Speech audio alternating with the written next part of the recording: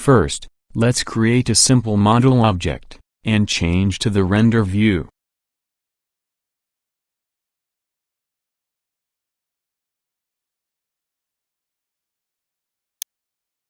Select your 3D model, then go to the Material Properties tab.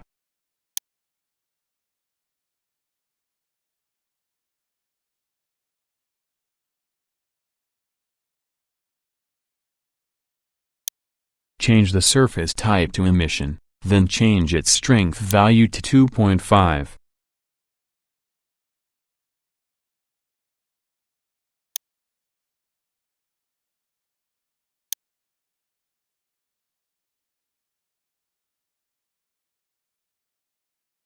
Go to the Render Properties, and enable Bloom.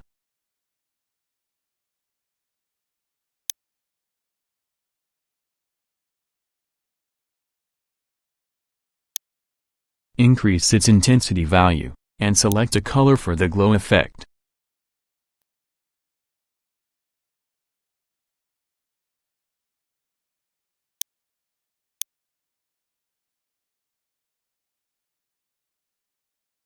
Let's render it.